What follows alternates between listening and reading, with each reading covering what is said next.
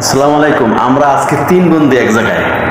আমরা বাংলাদেশে থাকাকালীন আমাদের এ নিয়ে হয়েছে রহিমপুর মসজিদের খতিব, ইমাম খতিব মাওলানা মোহাম্মদ ওবায়দুল্লাহ সাহেব, আর ইনি হইল আমাদের কনফোর্সের মসজিদের ইমাম খতিব মাওলানা হাফিজুর রহমান।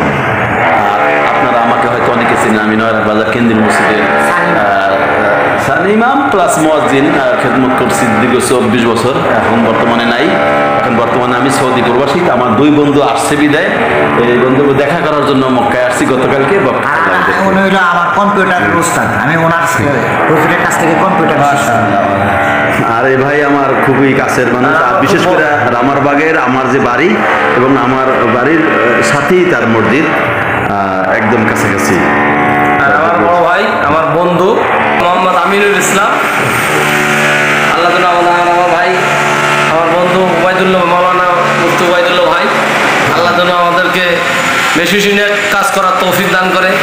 ভাই আমাকে আল্লাহর মেহেরবানিতে রিয়াদুল জান্নার মধ্যে আমাকে নিয়ে গেছে, এই জন্য আমি আল্লাহর কাছে শুকরিয়া আদায় করি। আমি ভাইয়ের জন্য দোয়া করি, আমার দেশবাসীর জন্য দোয়া করি। আল্লাহ সবাইকে জন্য এখানে সারা বাংলাদেশ, সারা বিশ্বের মুসলমানদের জন্য দোয়া করে আল্লাহ যেন সবাই আসে এবং সবাই যেন মক্কা মদিনা আসার তৌফিক দান করুন। আমার প্রিয় বন্ধুদেরকে আমি বলতে চাই, আলহামদুলিল্লাহ আমরা সৌদিতে আসি বিদায় হয়তো বারবার আসার সুযোগ হয়েছে, আলহামদুলিল্লাহ, এর জন্য আল্লাহর কাছে শুকরিয়া।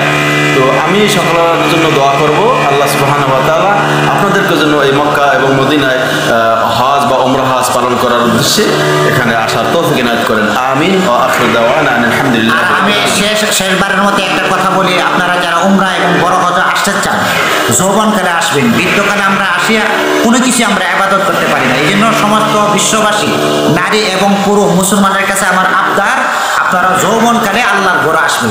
সবগুলো যেন নবী রাসূলের কদম যে জায়গাগুলি পড়ছে সেগুলো যেন ঘুরে ঘুরে জিয়ারার মাধ্যমে দেখতে পারেন।